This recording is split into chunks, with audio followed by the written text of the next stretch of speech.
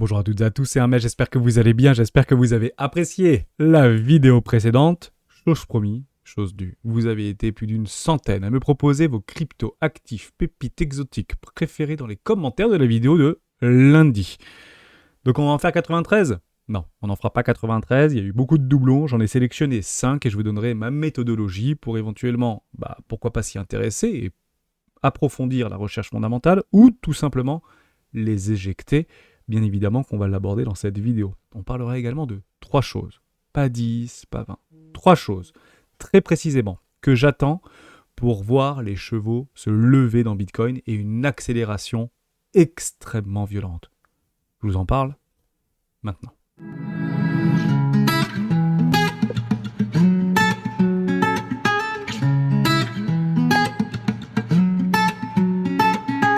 Mais juste avant de commencer, je vous invite toujours à rejoindre le Discord des rois du marché. Vous trouverez le lien dans la description. À l'intérieur, une documentation qui s'appelle la stratégie des 4 rois. N'hésitez pas à l'utiliser, vous en imprégner, vous en inspirer pour vous aussi trouver votre propre style d'investissement, que ce soit sur le court, moyen, long terme, voire très long terme. Je l'utilise depuis plusieurs années et m'offre d'excellents résultats. C'est le dernier jour, si vous voulez en profiter de l'initiative des rois. Vous avez les 2 premières heures offertes. On se donne rendez-vous demain à 20h sur la chaîne des rois du Bitcoin. En live, je réponds à toutes vos questions et je vous donne tous les contours de l'initiative des rois pour les prochains jours. Mais c'est le dernier jour pour profiter de l'accès gratuit, immédiat et à vie des 2 premières heures de cette initiative. Donc partagez-le, connectez-vous, ça ne coûte rien, allez-y. Et on se retrouve bien sûr demain à 20h pour pouvoir en discuter et répondre à toutes vos questions. Si vous le sentez, on fera d'ailleurs une masterclass par rapport à ce que j'ai mis en place sur les 10 dernières années qui m'ont réussi à être aujourd'hui là devant vous et vous parler de crypto-monnaie et comment j'ai réussi à en profiter. On parle Bitcoin. En fait, on a 3 choses à attendre. La première chose, c'est quoi ? Vous avez un magnifique canal descendant ici. Bon, on attendra le break, tout simplement. Premier break ici. Émotion, confirmation, acceptation, accélération et croyez-le ou non, accrochez vos ceintures, ça va partir. Je vous le dis franchement, ça va partir. Donc, dernière chance, j'ai presque envie de vous dire. Mais quand je vous parle de dernière chance, d'ailleurs, je vais le titrer en gros sur une picto bizarroïde d'ailleurs, ça va être rigolo. Je vais vous le titrer, dernière chose, que ce soit pour les boules, mais que ce soit également pour les bears. Parce que jusqu'à preuve du contraire, on est toujours dans un range, toujours dans un canal. Et ici, c'est plutôt les range traders qui doivent se positionner pour essayer de trouver des shorts. Jusqu'à preuve du contraire. Bon, si c'est la dernière chance pour les boules de pouvoir prendre le train en marche, alors qu'on est déjà relativement haut sur cette valorisation de Bitcoin, c'est aussi la dernière chance pour les bears pour pouvoir reprendre le momentum qui sont en train de perdre sur des multi-time frames. Ici, des plus petites à la plus moyenne parce que sur des grosses, les boules, jusqu'à preuve du contraire, ne l'ont jamais perdu. De plus, on avait bien gardé le premier arrêt. C'était clairement un bon signal pour pouvoir éventuellement repousser ces vendeurs agressifs dans leur retranchement et c'est exactement ce qu'on est en train de faire. Deuxième chose que je regarde, ce sont les volumes. Je vous le dis très souvent, s'il n'y a pas de volume, il n'y a pas de résolution. Eh bien, ils arrivent, les volumes, notamment sur Bitfinex. Ici, on a bien des volumes croissants. Depuis la remontada, on a bien un OBV ici qui est croissant, donc on attend des petites structures. J'adore voir des structures en W, en double bottom, c'est juste formidable de l'observer. Bon, faut pousser maintenant. Ça va pas être du gâteau, mais il va falloir pousser, et croyez-le ou non, mais il y a beaucoup de liquidation de short à aller chercher si on décide enfin de résoudre ce canal descendant. Donc, je vais voir des volumes croissants, on commence à voir les premiers stigmates et les premiers prémices de ces volumes croissants. Formidable. Si on fait un petit tour sur Coinbase, même histoire. Si on fait un petit tour sur Binance, c'est la même chose. C'est exactement ce que je voulais voir. Troisième chose que je voulais voir et que je veux voir, c'est qu'on clôture ce strike sur les contrats options au 25 octobre prochain. Et franchement, c'est pas dans un mois, c'est dans 8 jours. Et je veux que d'ici 5 jours, parce qu'on le dit souvent dans 48-72 heures, ça veut dire que le chemin est fait. Si on ne le fait pas dans les 5 jours, on le fera probablement pas pour ce mois-ci. Donc peut-être que les vendeurs pourront éventuellement reprendre le momentum ici. Moi, je vise un strike. Je vais aller sur les options, c'est vraiment une boussole temporelle que j'utilise, et on l'avait vu, et on l'a fait pendant près de 2 ans, à chaque fois qu'on allait péter les strikes, on rentrait en tendance. La dernière fois qu'on a pété les strikes de façon assez violente, c'était lors du crack de Celsius. C'était assez drôle parce que c'était, me semble-t-il, en mars 2022. En mars 2022, on avait pété les strike price à la baisse pour aller chercher les plus bas. Je crois que c'était aux alentours des 36 000 $ ou un truc comme ça. Et on avait été passé en dessous d'un strike baissier et on était rentré en bear market. Et franchement, on avait acté le bear market ici et c'était big short sur Binance, etc. On pouvait encore faire les perpétuels futurs sur Binance à ce moment-là, dans la francophonie, notamment en France. Ce n'est plus le cas aujourd'hui et on était rentré en dynamique baissière. Eh, 70 000 $. On n'y est pas très loin d'aller les péter pour le 25 octobre prochain. Ça, c'est une vraie confirmation de temporalisation pour avoir un très gros momentum haussier et pour lancer la tendance. Puisque là, on ne se bat plus donc ici contre le prix, mais contre le temps. Et si le temps a raison, c'est qu'on rentre en tendance. On peut se mettre un petit peu de pépite dans les yeux, 29 novembre. On pourrait pourquoi pas aller chercher un 70 000, voire un 80 000 $. On peut aussi se mettre des pépites dans les yeux pour fin d'année, parce qu'on a on a un magnifique strike à 100 000 $. C'est assez drôle d'en parler, mais il y a quelques mois en arrière, on s'était dit, allez, novembre-décembre, on est à 90 000 $ pour Bitcoin. On est vraiment à l'aube de ça, et donc c'est super intéressant et très excitant d'en parler. Si on va en mars, on a toujours la même chose, 100 000, 120 000, 110 000 $ à peu près. Si on va au mois de juin, bon, qui peut le plus, peut le moins, on irait chercher pourquoi pas un strike à 200 000 $, et ça, ce sont des zones d'objectifs à aller chercher, je parle ici pour juin 2025 et l'été 2025. Bien sûr qu'il y aura encore des complétions vis-à-vis des options à ce moment-là, il n'y en a pas beaucoup actuellement, mais l'objectif c'est d'aller chercher ces strikes. Ils vont bouger très probablement, mais ils bougeront en fonction de l'action de prix à ce moment-là. Et vous avez plutôt ici du vert, comme vous le voyez ici, évidemment pour le mois de septembre 2025, et on attendra les plus grosses clôtures. Généralement, ce sont des clôtures trimestrielles. Donc on aura décembre, ce sera une grosse clôture. On aura également juin, ce sera une grosse clôture. On aura également septembre, ce sera une grosse clôture. On aura bien évidemment décembre 2025 avec une énorme clôture. Et j'espère que d'ici là, tout le monde qui m'écoute aujourd'hui auront pris massivement des profits. Je voulais juste faire une toute petite aparté par rapport à ce qui m'a été partagé hier sur le Discord des rois du marché concernant ceci. Scandale sur le Cosmos Hub, la liquid staking module. Donc la liquid staking modulaire a été apparemment infiltrée par les Sud-Coréens, par les Nord-Coréens, par Corée du Nord. Bon, c'était clairement arrivé, et c'était plus la Corée du Nord, quoique j'ai peut-être un doute, mais c'est possible que il faudrait retrouver les sources sur Solana et sur Ethereum. Et Ethereum, c'est il y a 7 ans. Donc, ce sont des problèmes qu'on connaît très bien, en fait. Ce sont des choses qu'on peut résoudre assez facilement. Alors, est-ce que c'est parce qu'il y a le Cosmoverse qui arrive entre le 20 et le 20, enfin 21, 22, 23 à Dubaï. C'est une grande rencontre pour les cosmonautes à Dubaï de s'y rendre. Et puis, bizarrement, le même jour ou la veille, il y a ça qui sort. Ok. Bon, le prix n'a pas beaucoup évolué. C'est une anomalie qui est donc connue et on ne peut pas empêcher les gens sur une technologie open source et dite décentralisée. On ne va pas les empêcher, on ne va pas les slasher à chaque fois qu'ils bougent un petit doigt.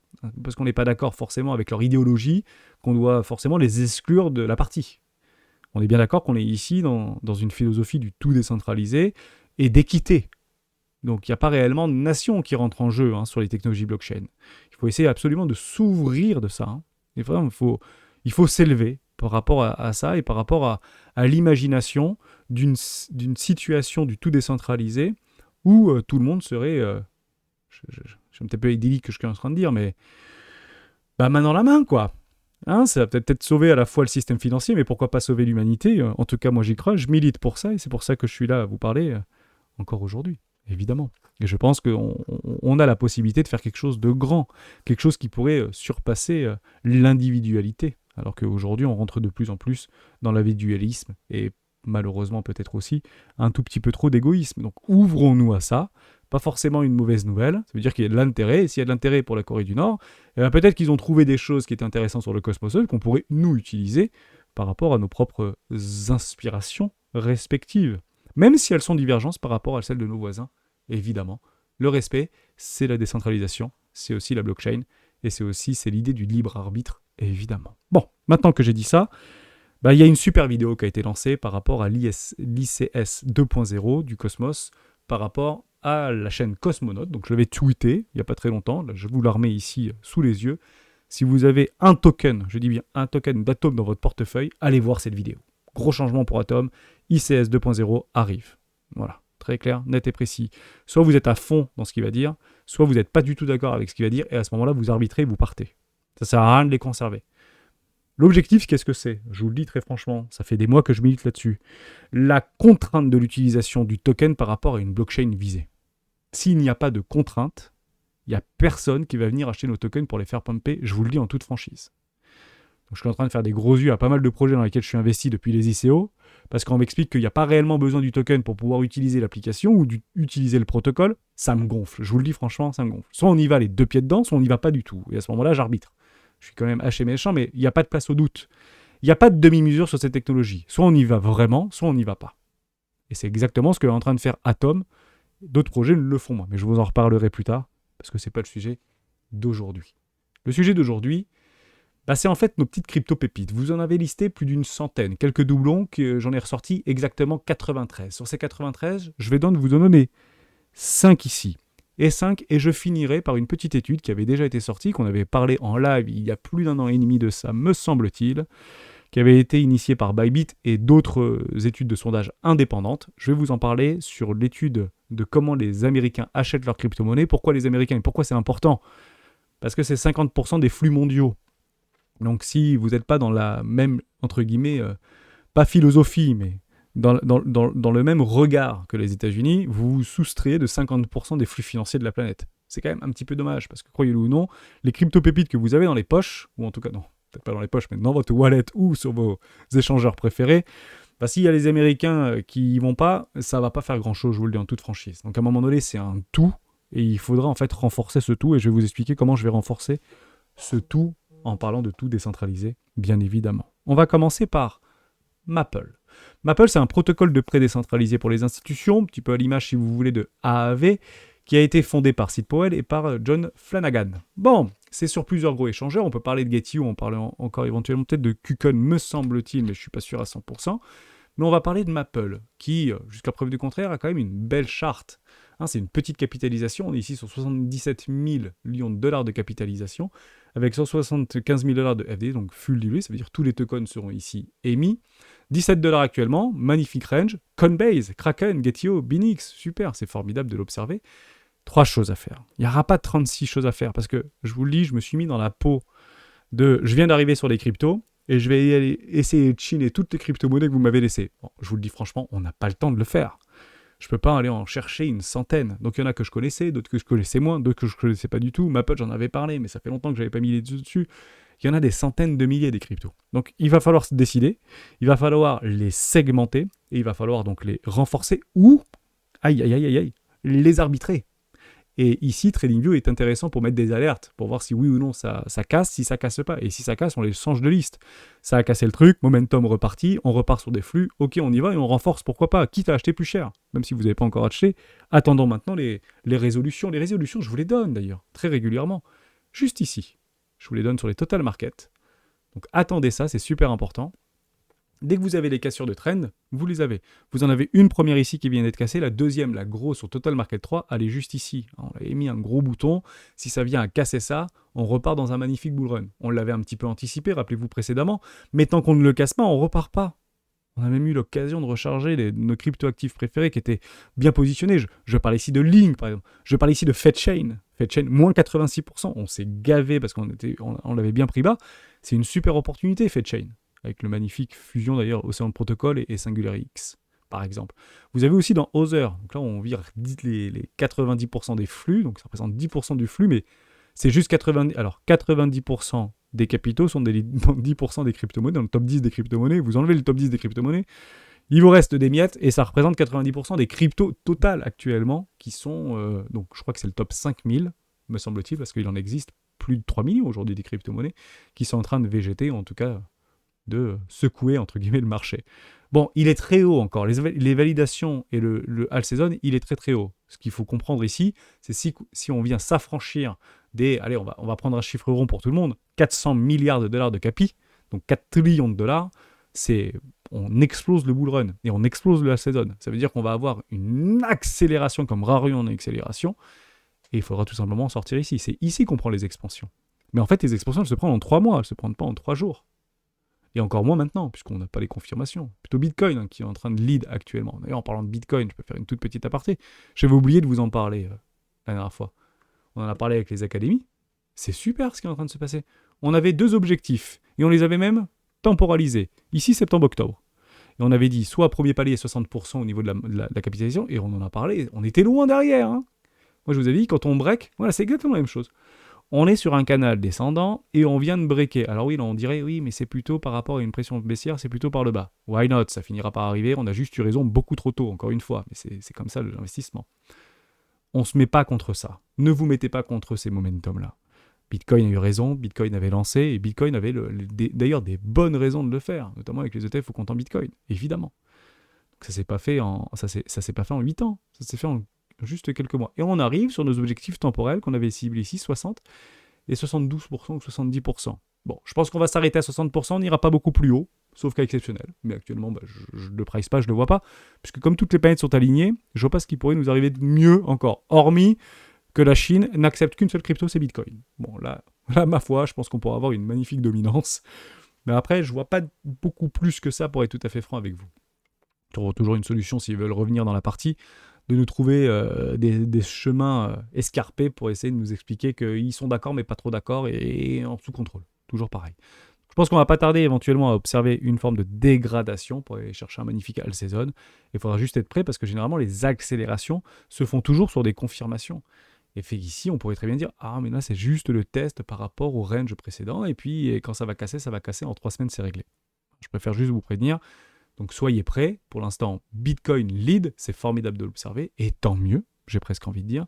C'est lui qui donne le signal, c'est lui qui impulse le signal, et c'est lui qui va guider, il va drainer la masse. Je vais vous expliquer pourquoi à la fin de cette vidéo, donc restez bien avec moi. On avait parlé donc de Maple. Maple, c'est juste formidable. Landing Market, le site est très très beau. Pourquoi le site est très très beau ? Je vais vous expliquer pourquoi la raison, elle est extrêmement simple. Actuellement, c'est pas trop de capitalisation, et je vais regarder donc 3 choses. Qui sont les fondateurs. On les a, les fondateurs. C'est Sid Powell, et vous avez d'ailleurs la possibilité d'aller le récupérer, ce bonhomme-là, juste ici.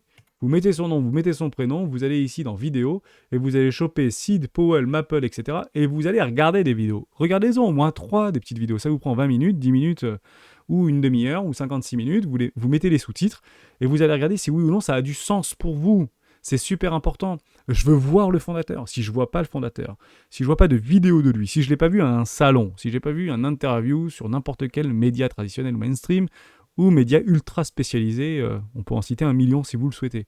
C'est no-go. Si vous n'arrivez pas à identifier clairement le ou les porteurs de projet, il ne faut pas le prendre. Deuxièmement, est-ce que c'est listé sur des gros échangeurs ? Si vos tokens aujourd'hui préférés, qui ont été listés il y a plusieurs mois en arrière, que vous holdez dans la perte en espérant quelque chose qui pourrait arriver. Si aujourd'hui ce n'est pas listé sur les gros échangeurs, c'est qu'ils ont échoué. Si aujourd'hui ils ne sont pas listés sur les gros échangeurs, c'est qu'ils ont échoué. Si vous avez une crypto, vous avez fait une ICO, vous avez vu le prix d'entrée, actuellement il est au prix d'ICO, et c'est en train de végéter, il n'y a pas réellement d'utilité du token, et qu'ils n'arrivent pas à être listés sur les gros exchanges, c'est qu'ils n'y arriveront très probablement jamais. Sauf cas exceptionnel. Mais je ne peux pas miser là-dessus parce que vous en avez 500 000 à acheter. Et je vous le dis franchement, acheter 500 000, ça coûte très cher, surtout en frais. Donc listé sur les gros échangeurs. C'était très bien de les avoir avant, si on voulait prendre la temporalisation dans le bear market, avant les arrachements haussiers. Donc ici en 2023, donc jusqu'à début 2023, mi-2023, peut-être fin 2023, d'avoir les trucs qui n'étaient pas listés sur les gros échangeurs parce que c'était la Bérésina et on a entre guillemets fait un grand nettoyage de printemps.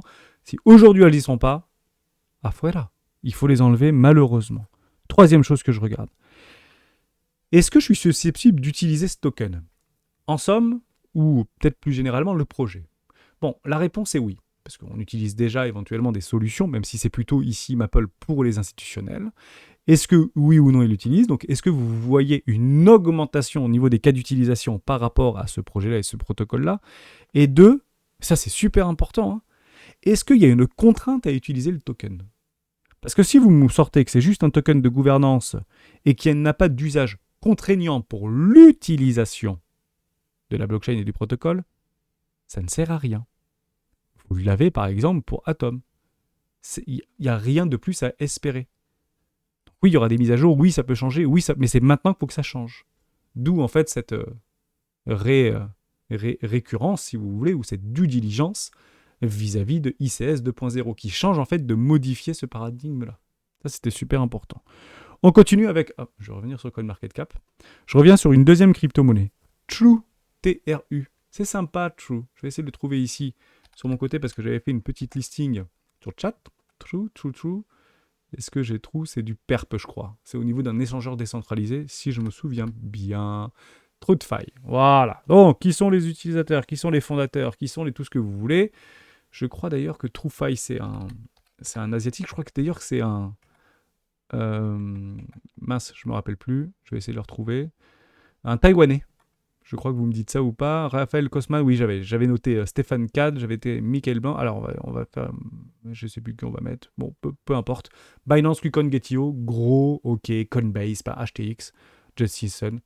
Je te salue. Crypto.com, formidable. Petite capitalisation, 87 100 millions de market cap actuellement. On peut aller regarder le site. Ok.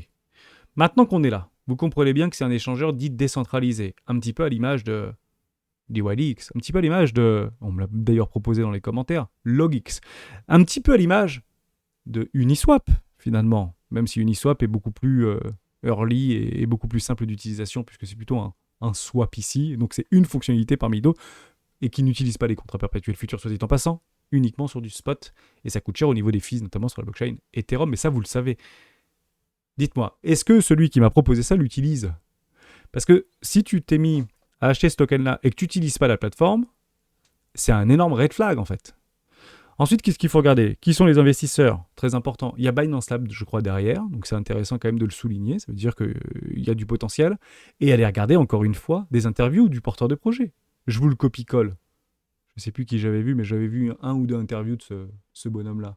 On peut le regarder ici. Raphaël Cosmad, de True. Formidable! Industrie, lending et tout ce que vous voulez. Il y en a, là. Il y en a des trucs sur de Truth Token, Trust Token. Super. Today's show. Voilà, vous mettez les commentaires, vous mettez les sous-titres et vous regardez au moins un interview, même s'il date de longtemps, même s'il date d'il y a 1 an, il y a 2 ans. Et c'est d'ailleurs mieux s'il date d'il y a 2 ans, puisque vous avez la possibilité, avec tout ce que le bonhomme, c'est lui, hein, d'accord? C'est lui le fondateur, qu'il a expliqué, Raphaël, si oui ou non il est dans sa roadmap. Là, vous pouvez aller le challenger. Là, il ne peut pas mentir. Là, il ne peut pas vous faire espérer. Vous prenez tout ce qu'il vous a dit. Nous, ce qu'on veut, c'est d'avoir 100 millions d'utilisateurs à la fin du mois 2025. Nous, c'est d'avoir machin, etc. Nous, c'est d'avoir 100 cryptos disponibles sur notre plateforme. Nous, c'est d'avoir les contrats perpétuels, mais avec une liquidité qu'on va utiliser sur une technologie très particulière, etc. Ok, merci Raph. Maintenant, je vais prendre tout ce que tu as dit et je regarde si ça a été fait. Combien tu as d'utilisateurs? S'il avait dit 100 millions, l'objectif, ça veut dire qu'il l'a vendu à ses porteurs de projets. Ça veut dire qu'il l'a vendu aux institutionnels ou aux VC qu'il a rencontrés. Si aujourd'hui il a 30 000 utilisateurs et qu'il a des excuses, donc je vous résume le truc, soit vous êtes bon et vous avez des résultats, soit vous êtes nul et vous avez des excuses.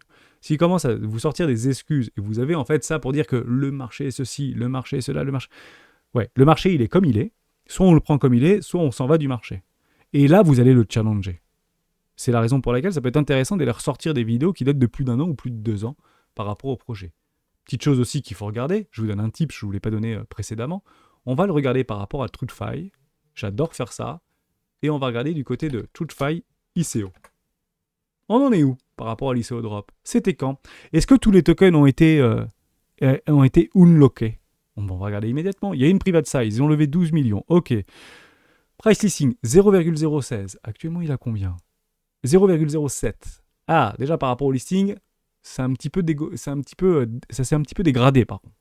Maintenant qu'on a ça, par rapport au seed, par rapport au strategic round, par rapport vraiment aux premiers investisseurs des premières heures, donc déjà complètement unlocké, bonne information. On garde la pression, mais encore une fois, comme on est dans l'excès là et dans le timing, je vous le dis franchement, si ça doit partir en l'air, ça partira plus vite que de lister des tokens. Et vous regardez à combien ils sont à peu près. Ok, donc ils sont à 2,52 par rapport au plus bas niveau, je pense. Donc ici, probablement les private ou les strategic round, ils doivent être aux alentours des x2, x3. Bon, on peut partir du principe que c'est pas du x60. D'accord? C'est pas du x200. C'est pas du TIA, me semble-t-il.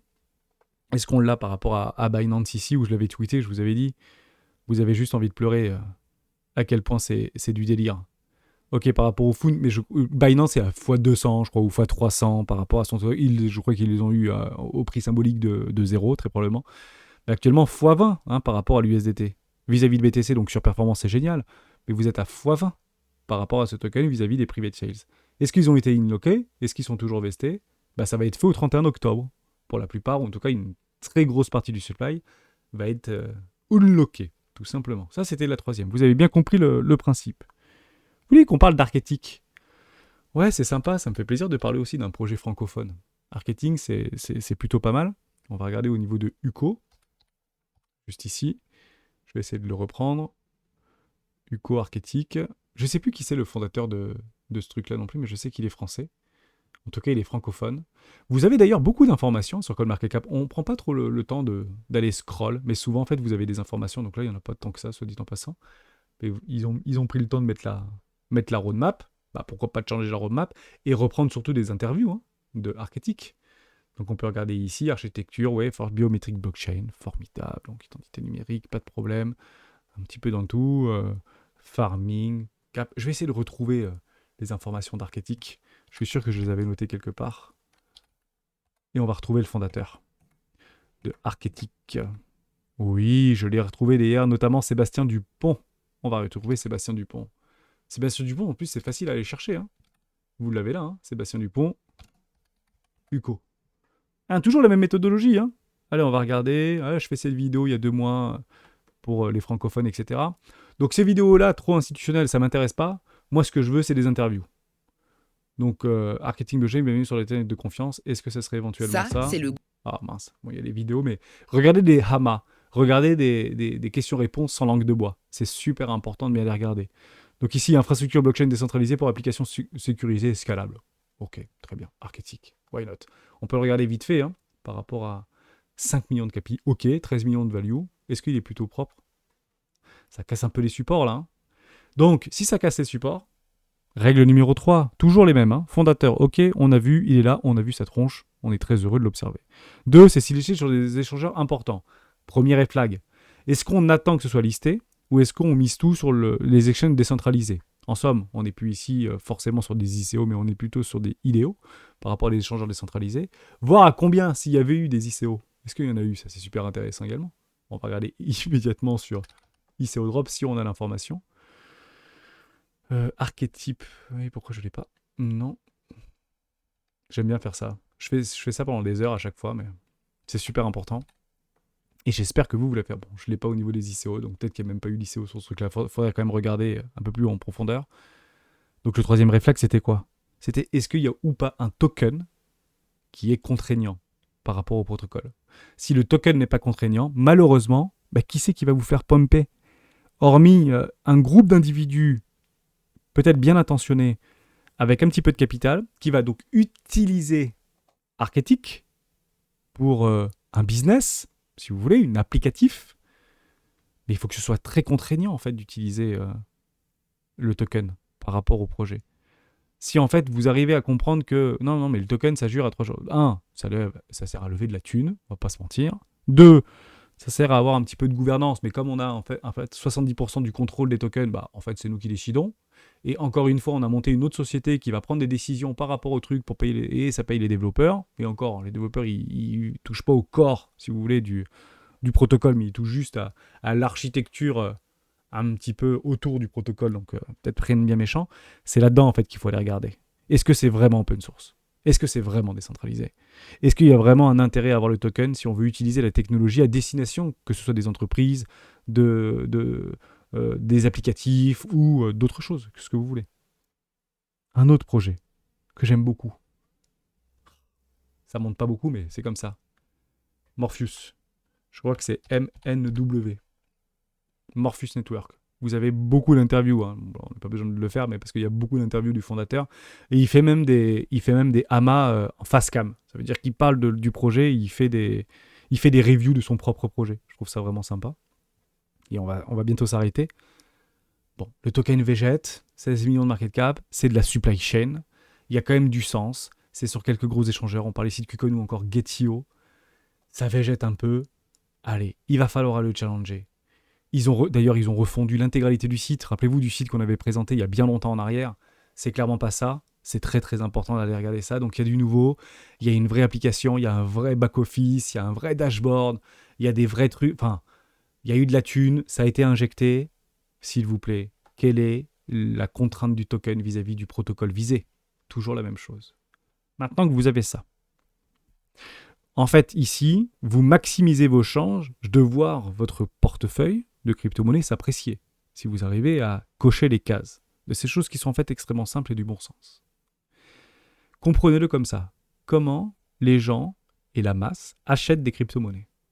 Vous êtes bien assis? On reprend un truc qu'on avait fait il y a plus d'1 an et demi. C'est ici. Bitcoin crypto-monnaie. C'était passé dans le journal du code, mais c'est un article de Bybit, en fait, un truc de Bybit. On peut le reprendre ici de façon extrêmement simple. D'ailleurs, je vais vous le zoomer tout de suite, et on va regarder ici. En gros, c'est au pif. Les gens achètent des cryptos parce qu'ils ont vu de la lumière. Ils ont vu un mec en parler sur Twitter ou sur YouTube, il a dit « Si lui l'a acheté, c'est qu'il doit pas être trop débile, donc on va faire pareil. » Combien de personnes passent entre 0 et moins de 2 heures avant d'acheter une crypto-monnaie? En moyenne, en fonction de la représentation temporelle en termes de génération, donc les boomers, les Gen X, les Gen Z, millennials, etc., pardon, moins de 50%. C'est 50%, quoi. Entre 50% et 60% des personnes qui prennent même pas 2 plombes pour essayer de dire avant d'acheter, je vais quand même me renseigner un petit peu sur le truc. Si vous passez plusieurs heures, vous montez à près de 75%. Donc en fait, il faut le comprendre comme ça. 80 à 90% des gens qui achètent une crypto passent moins d'une journée à faire des recherches fondamentales. Moins d'une journée. Maintenant que vous savez ça, si vous avez votre token qui est actuellement listé sur un échangeur décentralisé, inconnu du grand public, qui est difficile d'accès, comme Uniswap, c'est pas si évident d'y aller. MetaMask, qu'on veuille ou non, c'est pas si évident en fait de quand même le programmer, prendre la responsabilité des mots-clés, etc. En fait, si c'est pas sur Coinbase, si c'est pas sur Binance, si c'est pas sur Getio, si c'est pas sur votre échangeur préféré, vous passez à côté de 90% des flux de la dump money. Parce qu'ils vont pas chercher à comprendre pour acheter la crypto. Sauf si le marketing est suffisamment puissant pour aller faire pumper le truc. À ce moment-là, vous avez compris, c'est un exit pump, quoi. Il faut sortir très rapidement. Voilà. Ça, c'est la réalité. En fait, il n'y a personne qui passe réellement plus d'une semaine à faire des analyses approfondies sur la crypto-monnaie. Et ce qui est très drôle, c'est que quand vous rentrez vraiment profondément dans un projet, c'est pour ça que j'ai bien aimé vous proposer dans cette vidéo les cosmonautes, c'est que lui, il le bosse le truc. Il le bosse. Donc je vous le dis franchement, le jour où il nous explique que le Cosmos Hub, c'est bullshit et il faut se barrer, bon, je pense que le token, il aura pris un sacré coup derrière la tête, mais il faudra se barrer, tout simplement. Et c'est comme ça, et c'est avec ces gens-là, avec ces analystes-là et ces influenceurs-là, en tout cas ces porteurs de messages-là, ces messagers-là, qu'il faut absolument mettre beaucoup d'énergie pour essayer de comprendre, pourquoi pas discuter, pourquoi pas interagir avec eux pour essayer de lever tous des billets contrariats qu'on pourrait avoir, et surtout, les questionner. Bon sang, on est là pour ça. Si vous trouvez un truc qui ne vous plaît pas, sur le Cosmos Hub ou sur toute autre crypto, vous allez voir des porteurs et des leaders d'opinion, et vous le challengez. Ils adorent répondre à ces questions-là. C'est pour ça, en fait, qu'ils se lèvent tous les matins, ces gens-là. Challengez-les. C'est très important. Je le fais au quotidien, et honnêtement, ça renforce des billets que j'avais déjà précédemment. Malheureusement, je ne connais pas l'avenir, donc je ne pourrais pas vous dire si vos petites crypto-pépites vont exploser littéralement. Mais il y en a quand même qui performent bien. On pourrait finir par exemple sur Xborg, un projet qu'on avait parlé ensemble. Et si vous avez une vidéo de Louis, évidemment, Régis, puisqu'on l'a fait sur la chaîne des rois du Bitcoin pendant les ICO. Et aujourd'hui, on ne se plaint pas. On l'a acheté là, quoi. Bravo, j'ai envie de dire bravo. Et on va pas passer tous ceux qu'on a loupés, mais comprenez-le comme ça. Vous avez fait peut-être sur des ICO 10 investissements. Sur les 10 investissements, il y en a 7 qui vont crever. Prenez vite vos 110% si besoin est. Xborg, même combat, il faut prendre les 110% bien sûr. Si vous avez la possibilité de sortir, protégez votre capital d'investissement. Mais en réalité, ce qui va faire la performance de vos investissements, c'est le 1 ou 2 projets qui vont surperformer. Espérons que Xborg fasse partie de ça, mais partez du principe que si vous voulez acheter maintenant, nous on est là. Et on vous aide donc notre contrepartie d'exit, tout simplement. En fonction des objectifs qui sont respectifs de tous. Toujours la même chose. On ne vendra pas tous au même moment et on n'achètera pas tous au même moment. Soyez rassurés par rapport à ça. J'espère que je vous ai aidé. Je vous listerai sur le Discord des rois du marché les 100 cryptos que vous m'avez donnés. Je vais demander et je vais travailler avec ChatGPT pour essayer de me donner un maximum d'éléments sur qui sont les fondateurs. Comme ça, vous avez juste à faire des copier-coller directement sur YouTube pour essayer de trouver des interviews. Quelle est la capitalisation, quel est le truc, etc. Même s'il y a pas mal d'erreurs sur ChatGPT actuellement, mais au moins on se fait en partenariat on se fait conjointement cet exercice-là qui va me prendre des journées à faire et avec ChatGPT, je pense qu'en 2 heures c'est réglé. Et je vous le colle dans retour vidéo en fin de journée. Donc ici sur le Discord des rois du marché, je vous mets la liste que vous m'avez tout simplement donnée. Je vous souhaite une belle journée. On se retrouve demain, dernière chance, dernier jour, pour participer à